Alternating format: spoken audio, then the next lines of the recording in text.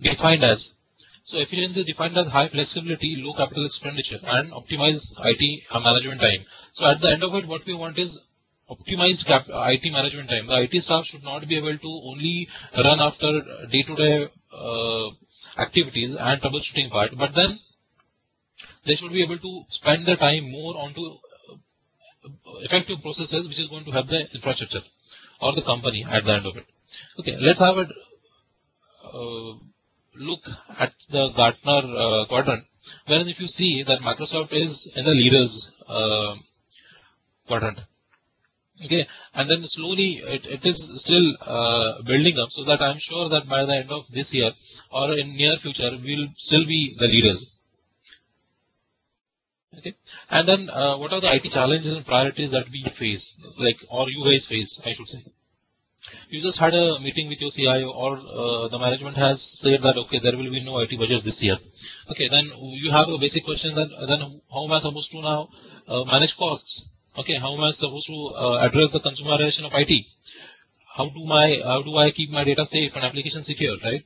All those things. Should I go for cloud then? In that case, is it going to help me out? How do I take advantage of virtualization? Because everybody, I'm sure you have heard that virtualization is going to reduce your costs drastically. But then, is it really going to matter to you? All those things are going to trouble you, and this is what you will look for solution for all these things, right? Okay, so this is what we have learned. So these are the challenges and priorities, and where does the virtualization lie? What was the industry's trends? This is what we have learned. Now what we will do is let's unlearn something. Okay, so unlearn in the sense what that virtual you have some. I mean, what I have till now, what all I have discussed with clients. Everybody has their own version of virtualization. Some say that virtual machines are insecure. Some say that virtualization is a destination. That's it. I mean, if I do virtualization, I'm through and I've achieved what I'm supposed to do. Some say server virtualization is expensive. Okay. Some say no, there are a lot of performance drawbacks, and I'm not supposed to get the maximum yield out of it if I do go for virtualization. Okay. Some say virtual machines do not run all applications. Okay. So these, for me, I should say, are some of the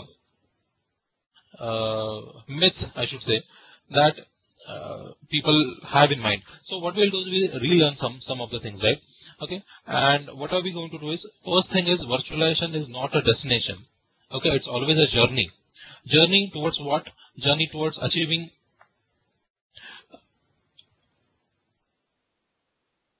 maximum out of what we have done, what we have installed, what we have configured at our data centers, right?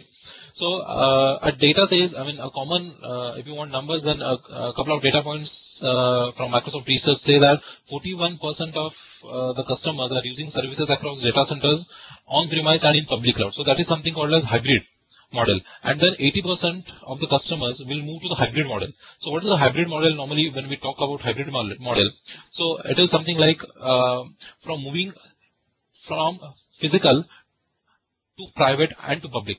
So having something in private and having something in public, on public cloud, is what we are talking about. And then what is that is what the trend people are looking at for the next 3 to 4 years, or in next 3 to 5 years.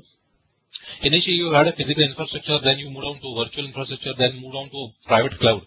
Now, I'll discuss something about private cloud and public cloud, how you differentiate between it, and what is cloud again coming into picture, and why am I saying about cloud when I talk about virtualization. I'll just try to talk in the coming of slides about this. Okay, so as I said, virtualization is a journey towards highly virtual and to beyond cloud.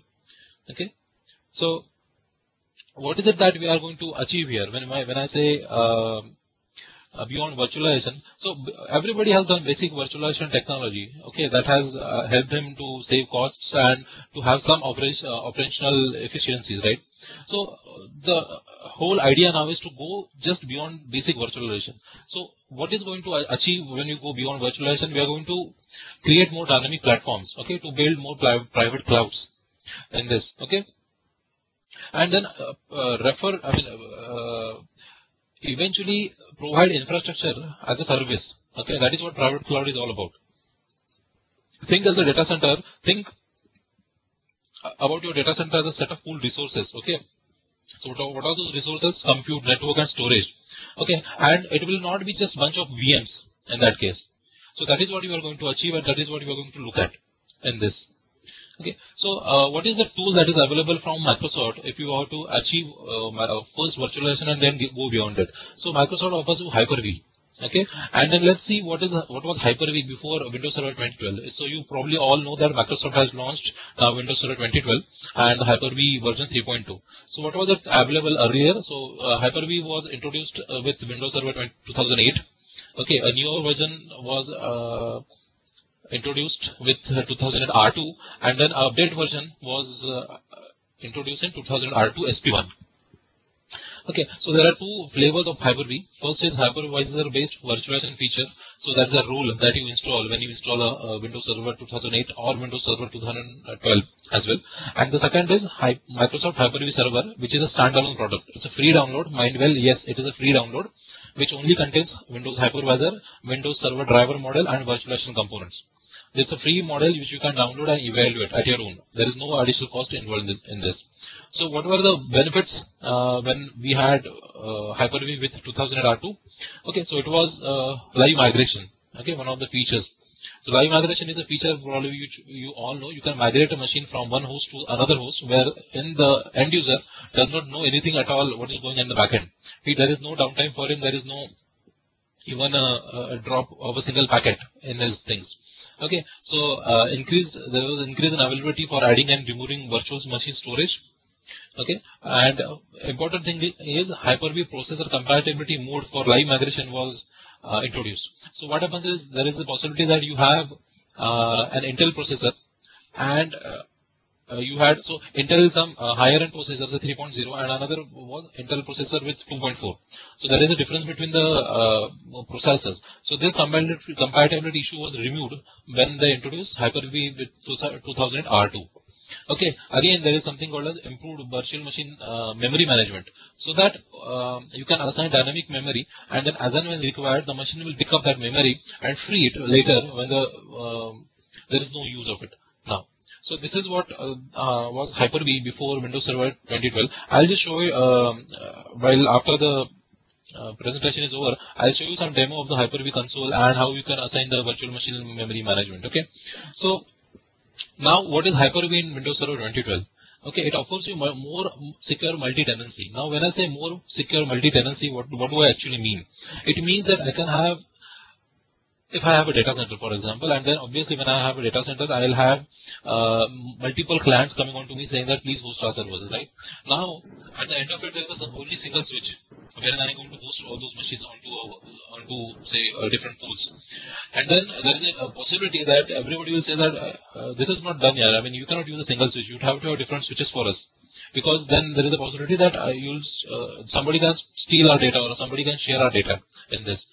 But no, with Hyper-V 2012, you have more secure multi-tenancy. You can host all those machines, all those pools, all those clients machines with different VLANs, wherein no machine talks to each other. So this is what you can achieve now with Hyper-V in 2012.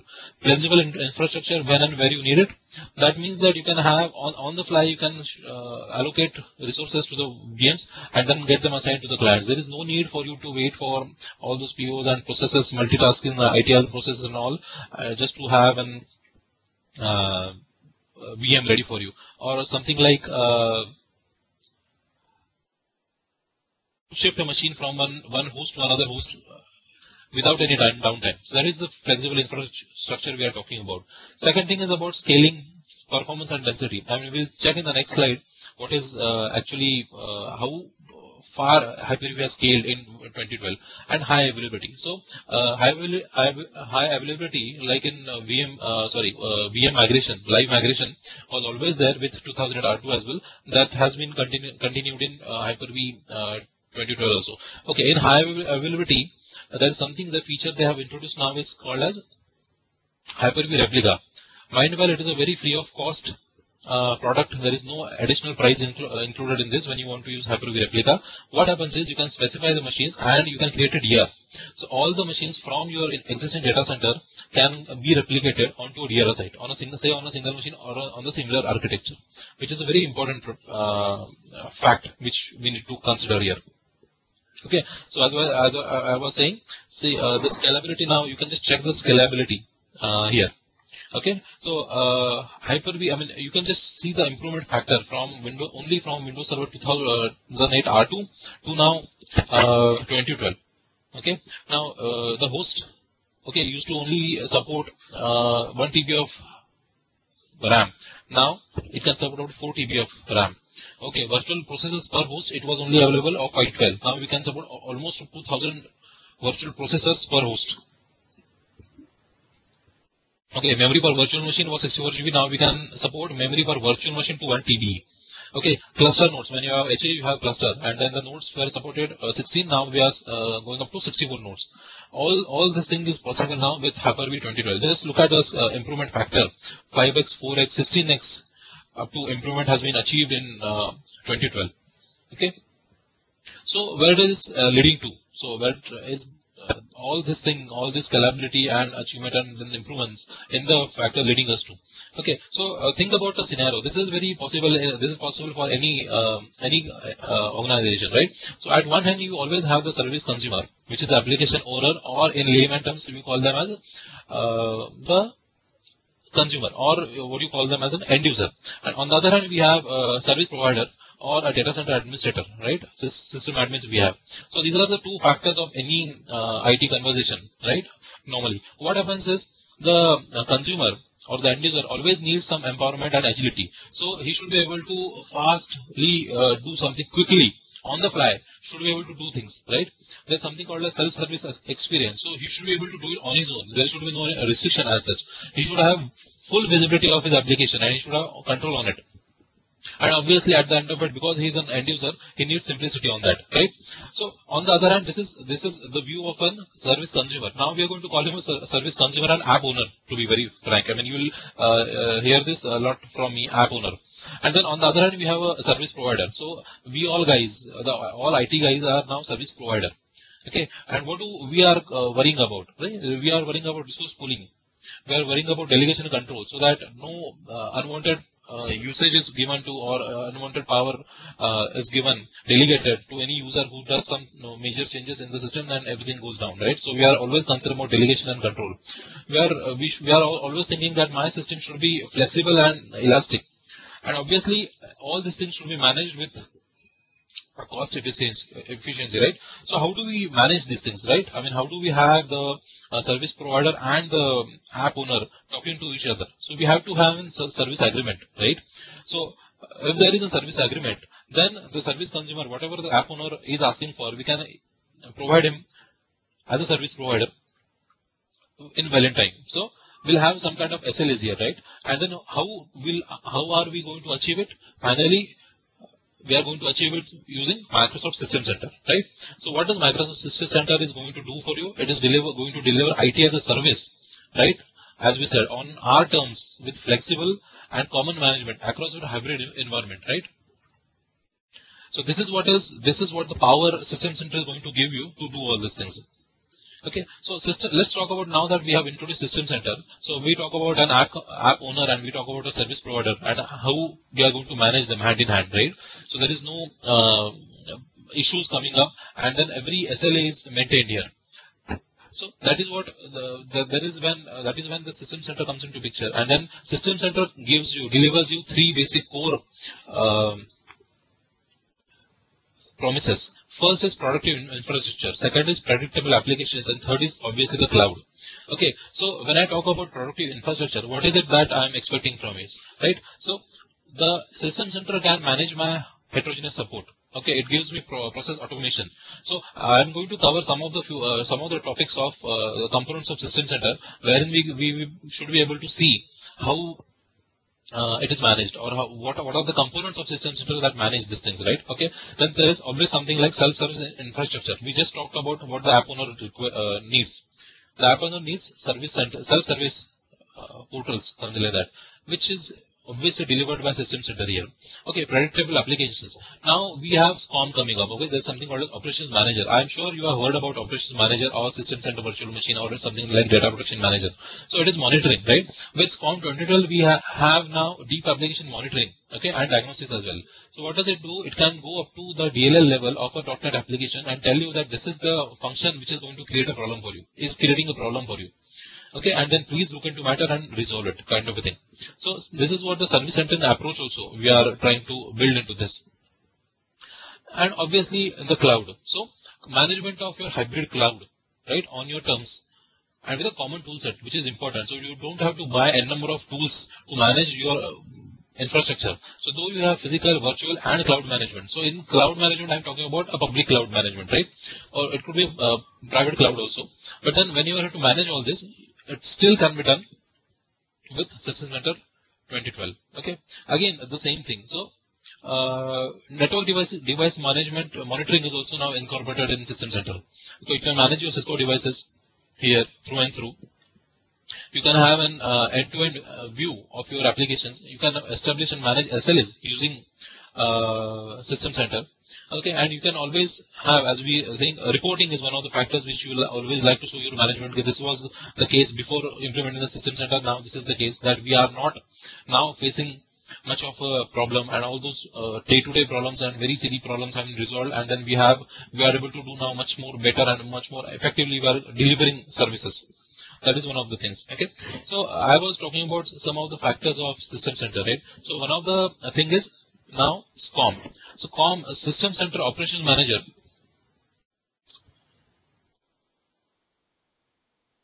System Center Operations Manager. What does it do for us? Obviously, it gives monitors or our servers. With the help of the servers, it gives you alerts, and with help of orchestrator, you can have remediation for the same, automatic remediation. We'll see how it helps. Okay. Now, earlier with System Center, earlier versions of SCOM, if you have to have HA, you're supposed to have some RMS servers, and then those RMS root management servers were supposed to have and typical hardware and high-end hardware functionality, which now they have eliminated. Now there is no need of the RMS server, and then you can have any commodity hardware to manage your heterogeneous environment. Now you can just say that, hey Samir, look, the System Center is all about Microsoft, right? It's a Microsoft baby, so that what all it's going to do best is just to monitor the Microsoft products. But no, it is not. It not only does monitor Microsoft, but it does more than that. So you can just have a look at the slide, and you'll come to know that it does manage your routers, your Linux machines, your databases, your web servers, Apache, Oracle, Java, and databases. All those things are managed now with the help of System Center. Okay, so let's talk about the another product of System Center suite, and that is System Center Virtual Machine Manager. Now, Virtual Machine Manager will deliver you the health of the VM, and not only that, the management part of the whole your virtual infrastructure is taken care of by VMM. So one of the beauty of VMM is this dynamic optimization. So if you go to the properties of host and just try to click it, you can see the slide, right? So there is something called as dynamic optimization. So what happens is, say, consider of a scenario where it's some training institute, right? And what happens in that institute is they work from Monday to Friday, okay? And they have 5 hosts, and evenly distributed, and everything is done. What happens is, there is nothing on Saturday, Sunday, total blackout. I mean, blackout in the sense nobody enters the data centers, nothing happens to them.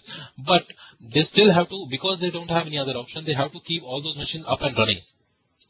Now what you can do is with dynamic optimization, you can plan that, okay, on every Friday at 6 p.m., my 2 machines will go off. Okay, 2 machines will go off, and not only go off, intelligently they'll go off. They'll be powered down.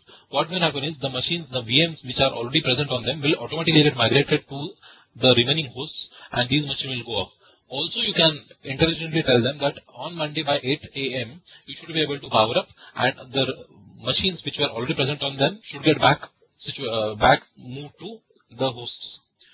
Think about the power consumption here, okay, on your from your data center, right? What the power savings you're going to really achieve? I mean, if you want in numbers, this the industrial power comes at what 7 rupees per unit, okay, and for 2 servers which are going to cost you the 10, 20, 30, or 40 units per hour, or for that period, you can just calculate how it's going to save you for a year or so. So this is the beauty of it, right? I mean, this is how you can now actually start showing people that, see, this is what the cost effectiveness we have achieved for you. And this is intelligent. There is no manual intervention here. This is all automatic. Okay, this process automation done for you.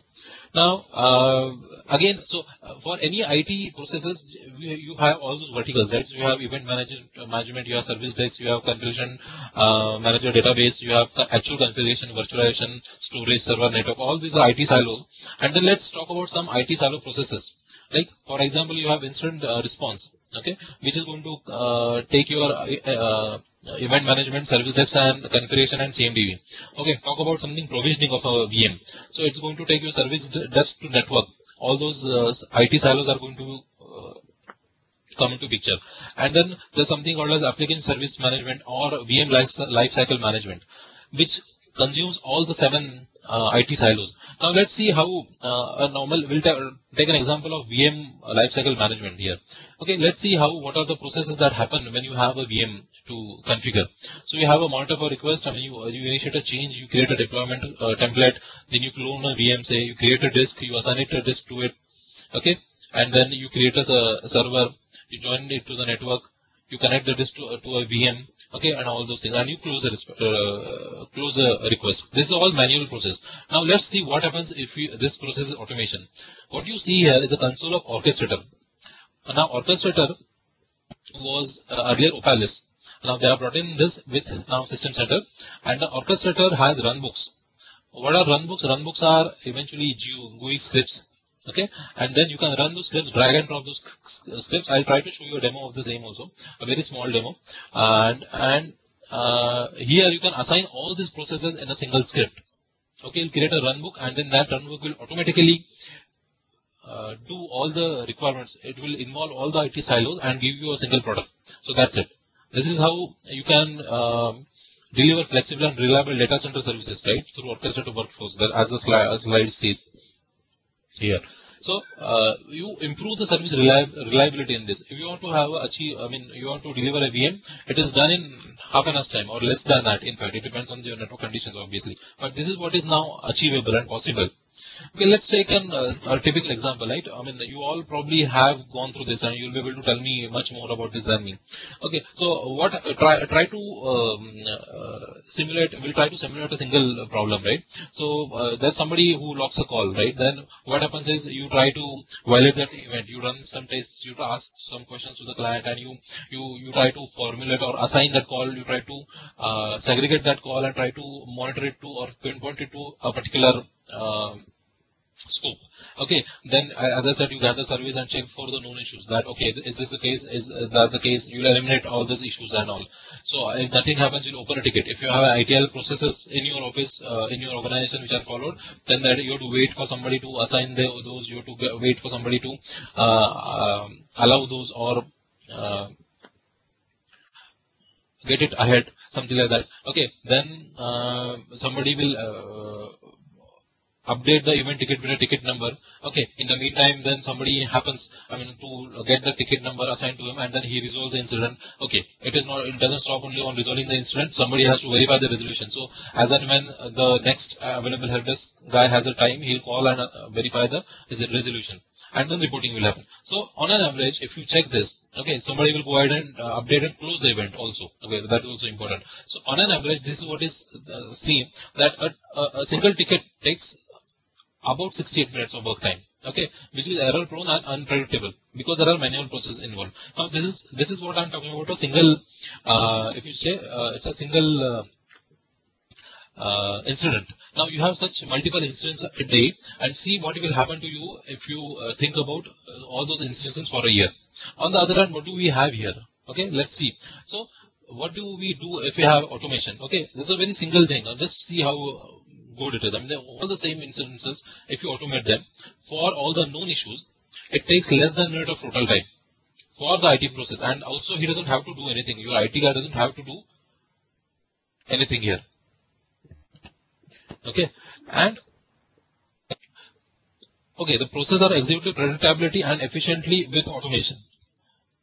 Okay, and in the meantime, the IT resource who's doing all those work can now actually add to business value by doing some productive work right here. So this is what is achieved by orchestrator.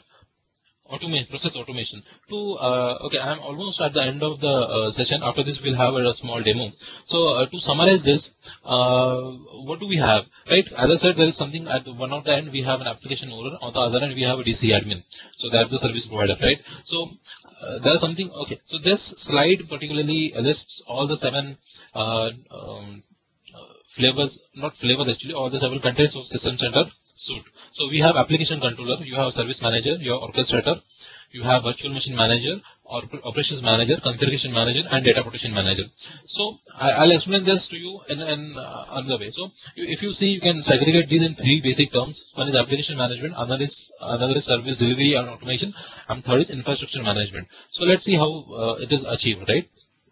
Okay, so app owner, what does app owner do? It logins to app controller. Now, app controller is a self-service portal wherein you can monitor your private clouds and as well as public clouds. Okay, so for example, you can decide that you are going to ask for a VM. Okay, now it is not a VM he's asking for, he's asking for an application. So, or a service. So, what he is going to do is he is going to ask for that. And then he is going to also decide where does he want to place it. He want to place it on a public cloud or a private cloud. So private cloud is your internal data structure, data center, and public cloud is Azure in this case particularly. So accordingly, he places a service. Now this service is taken care by orchestrator. Now orchestrator identifies, okay, there is a service now, and the workflow starts. So orchestrator gets in, talks to VMM. And asks for a copy of a VM which has been put with the help of operations manager, which put on a host, which is installed and configured with the use of operations manager and configuration manager. What will configuration manager do? It will install a patch, and then it will install Windows updates as well, or it will install an application which is required by the app owner. Data protection manager finally comes into picture when we have to save or we have to protect that VM for the VM purpose as well as for the application purpose. Okay, now back again, it will go back to the service manager or to the application owner console, and he'll see that finally a VM is ready for him as and when required. So this is all processes are included when you talk about the system center, and when an app owner asks for for example, a VM. Okay, that's a service he is going to ask for. All this process are automation. There is no only thing is required is probably when the app owner, somebody has to validate if the app owner really requires a VM or not. Okay, you can have a resource pooling also, so that you can define that, okay, this is a group of people in my Active Directory or in my organization wherein they will be able to create VMs only up to 10. They will be able to create VMs as per their requirement, but I'll give you only I'll allow them only 10 VMs, 10 CPUs, okay, 10 VRAMs, or 10 CPUs, 1 TB of space, and say something like 64 GB of RAM, and then they can play around this. All those things are possible, and then this is what is basically we are achieving when we say we are going to deliver it through System Center. Okay, so this was what I had to say about beyond virtualization. So you can surely ask me questions if you have any. And in the meantime, let me walk you through a demo of, as I said, so about the Hyper-V console. Okay, so this is the Hyper-V console. Normally, I hope everybody can see this. Hello. Yeah, I will see. Yeah, thanks. Okay, so this is a standard Hyper-V console wherein you can see here. This is the action pane. Okay, on the right hand corner, wherein okay, this machine, this console is loaded on my machine, and these machines are built on my own laptop. Okay, so. And then action panes, you can see that if you click new, you can see how to create a virtual machine, a hard disk and a floppy disk. So I'll just go ahead and we'll try to create a virtual machine for us. So this is a normal before we begin wizard. I'll say next. Okay, it will ask you the name of the virtual machine. So I'll say demo. Okay, it will ask me where do I want to store this virtual machine. So this could be your SAN in normal scenario in production environment, or it could be a local machine if you are doing it locally for test purposes also. So I'll keep it as it is and we'll go to next. Okay, it will ask me for startup memory. Okay, so also if you see there is something called as use dynamic memory for this virtual machine. Okay, so what I say is if I click this, I'll show you what happens later. Okay, first we'll create this. So we need to specify some virtual machine here. Okay, we have to specify some RAM or memory for the virtual machine, and I'll go ahead next. Okay, here it asks me to create or assign a network. Okay, so now we can decide here what is this virtual machine going to do. Is it going to talk to my production network or it is going to be for test? Okay, so I can, if it's going to be talk to my production network, you can always select external. How do I get this external or internal? I'll just show you in a minute. Okay, next, it asks me to create an virtual disk. Now, if you check here, maximum it says 64 TB. Okay, 64 TB of virtual disk I can assign now here, right? Or you can use the existing hard disk, or you can have an option of attach a virtual hard disk later as well. Okay, I'll say next. It will ask me, do you want to install an operating system, and how do you want to install it? So you can directly mount an ISO file. I have a lot of ISOs here, so all these ISOs I have, and then I can select any of the ISOs, and I'll just say check. Okay, you can select these ISO. Right now I'll say install an operating system later. I'll say finish. The moment I say finish, the virtual machine will get created and it will be shown here. Okay, now we talked about some dynamic memory options here. Okay, now look for this particular machine, right? It is an SQL machine and it says assign memory, it says 906 MB. If I go to the properties of this machine and you actually go and check in the memory part, if you see that the startup RAM I have committed here or given assigned it 202 GB, but because I have set the dynamic enable, I have enabled the dynamic memory option here. If you can see, it's not highlighted right now, but I have enabled dynamic memory so that it is not going to consume all the 2 MB or 2 GB of RAM which I have given. Right now, because it is requiring 1 GB of RAM, it is consuming 1 GB of RAM, and the rest of the RAM is free. This is how you can even achieve overcommitment of memories also. Okay, this is one of the things. Okay, the next thing is, again, I was talking about the LAN part, right? The networking part. So what you have here, so you can create. So you when you create a switch, it's called as virtual network switch. When you create a switch, you have three options here. You have external, internal, and private. So what does external do? External talks to your actually production network. Okay, then the virtual machine can talk to the production network through the hypervisor. When I say internal, these networks, these VMs talk to each other internally only and to the host machine. And when I say private, the machines only talk to the virtual machines that run on the physical computer. They even don't talk with the host. So it's a totally isolated situation. If you want to create, you can do this. If you check here, I have provided the Dell wireless. I mean, this is the actual LAN card of the machine, the wireless LAN card which I have provided here and created and network. Okay, so this was the basic console of Hyper-V. This is how you check. You can even just go right click here and say create a snapshot. A snapshot is a point in time copy of the virtual machine. Okay, and then you can later merge that snapshot onto the machine again. You can rename the machine again. You can turn off, shut down. You can save the machine so that it goes into hibernation kind of a thing, and then you can get it up again. So all those features are available here on the Hyper-V console. Okay, now let me take you to an SCVMM machine. So I talked about System Center Virtual Machine Manager, right? So let me explain you how System Center Virtual Machine Manager is actually going to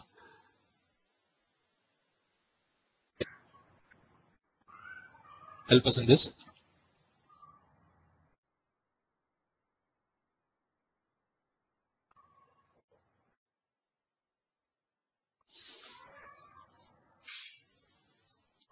Yeah, I hope you can see this.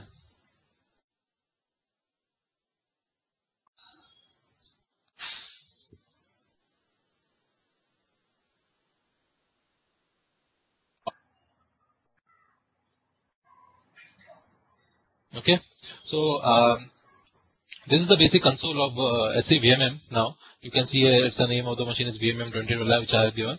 Now there are some things which I need to explain you. There's something called as VMs and services. There's something called as fabric. There's library. Now when I go to VMs and services, there's options here. Is clouds, right? So by clouds, what do we mean is we can create different clouds. We can create different pools of resources for everybody. So you can have a cloud for marketing. You can have a cloud for your finance team. You can have a cloud for your IT team, and accordingly manage those pools, manage those resources by giving proper delegating accesses. There's something called as hosts. So you'll have hosts actually, right? Those hosts are the machines which which hold your VMs. So you can all add those VMs. I have added such a test VM here, but unfortunately that doesn't have any VM. So all those VM will get reflected here, and then you will see all those information. You can see the CPU average usage here. Okay, you can get the name, you can get the status of the machine, where it is running or not, kind of a thing. Okay, then there's something called as important thing is fabric. Now in fabric, so you can always think that any cloud infrastructure talks about compute, network, and storage, which has to be managed, right? So these are the servers where we talk about the compute part. So these are the servers which all host. I mean, you will have the hosts here, wherein all the compute power will be actually stored. Okay. Then next thing is networking. In networking, what you have is you can create logical networks. So when I talk about logical networks, you can talk about networks for your VLANs. So you can create logical networks according to your VLANs. You can create a network for VLAN 0, VLAN 1, VLAN 2, VLAN 3, VLAN 4, and place those machines accordingly in that networks. You can even have load balances. So you can specify the load balances here and then have the VMs into NLB, which are obviously virtual machines into NLB. Now that is also supported. Earlier, which was not supported, but now with 2012, you can achieve that. Okay. The next thing is storage. So what you can do about storage is you can connect to your existing storage. It could be a fiber channel or it could be iSCSI storage, and then you can assign pools or you can assign arrays to your pools which you have created. So this is now possible with SCVMM. The next thing is library, wherein you can have your hardware profiles. So what kind of profile you want to have for a machine which is going to get installed. So guest OS profiles, hardware profiles. So all those profiles you can set here. Some service templates you can have, different all new service templates you can have. You can have VM templates here. You can define this obviously VM templates. So service templates are here. So I'll go here and just create a service template. So it will ask me what kind of service template I need to have. So there could be applications which are multiple tier applications, right? So it's on something like a single tier application or a 2-tier application or multi-tier application. So all that application that all I can specify here. Okay, you can check here. It's a single machine application, it's a 2-tier application and a 3-tier application. If I select a 2-tier application and say okay, our designer will open. So there is no need for you to remember any PowerShell applications and all. So what happens is a designer will open now. Give it some time to open.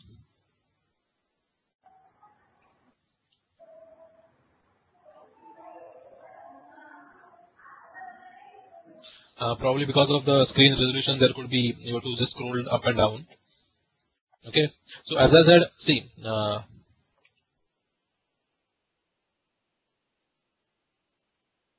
A service template designer has opened. Okay, and now here you can specify as to what kind of application. If you want to add applications, you can add them here, and then obviously you have to create initially some VM templates you have to create, and then just drag and drop here.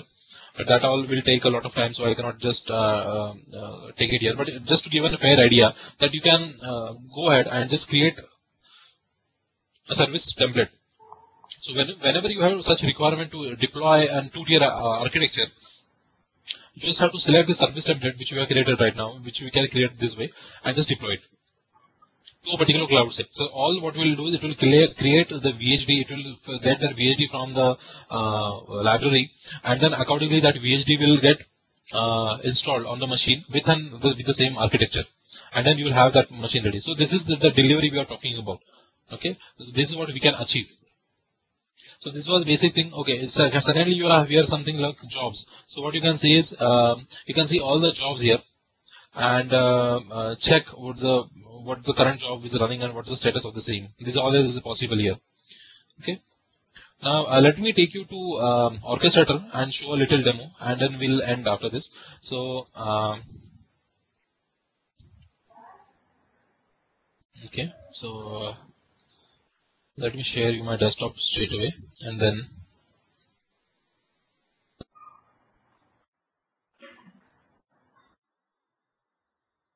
okay. So this is the basic Orchestrator. I hope you all can see this. This is the screen of Orchestrator.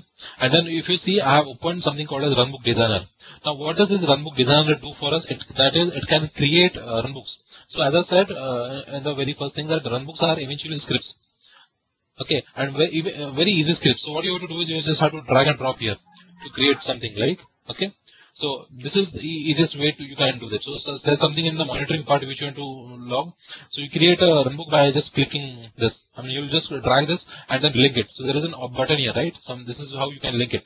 So you're going to monitor an event log for to run a .NET script or something like that, and then you can do it. So this you can create links so that it's a step.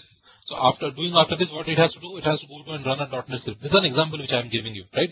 And interestingly, what you have here, if you check on the activities tab on the right hand corner here, so if you see here, there's something called as Active Directory. Now these are the management packs which I have installed. So I was talking about, so think of a process that you want to have a user onboarding process, right, in your environment. What happens is a new user joins in, and then automatically you want that the user is created, his password is created, his mailbox is created, his mailbox is assigned to him, a mail should be get fired to him, saying that these are the company policies, these are the practices you're supposed to get into, and then again VM should be attached because you have a VDI infrastructure. VM should get attached to him, and then he should be able to see that.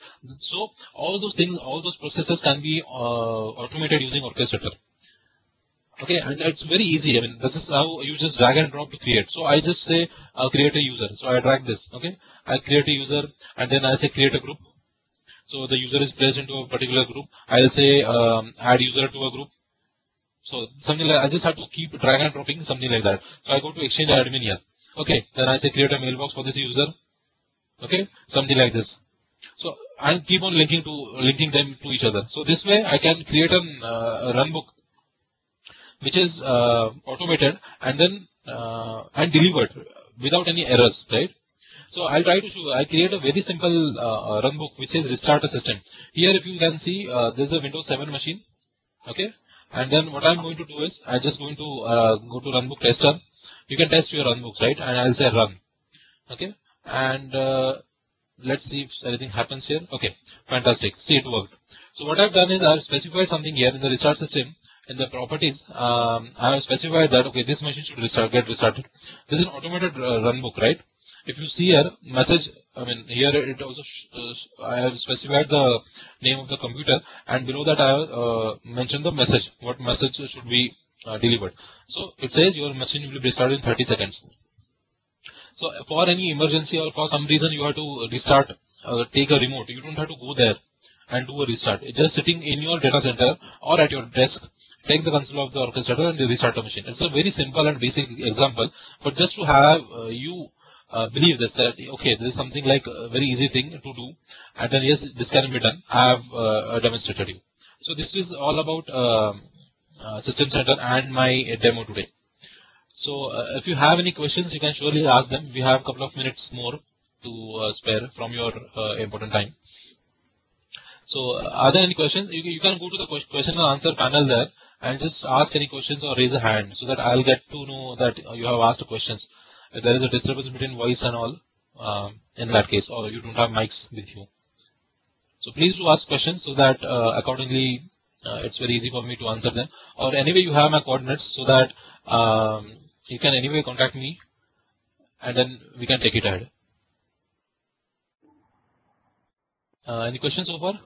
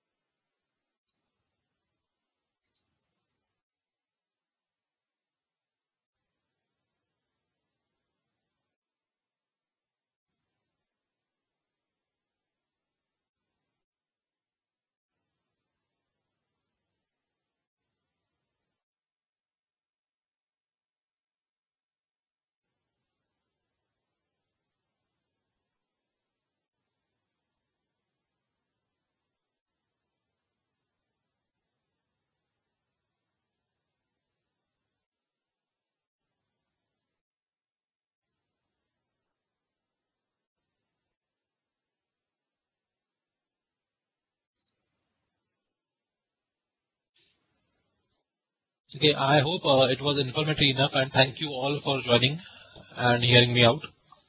I'll share my coordinates again with you so that in case you want to talk to me or you want to reach me out, you can do that.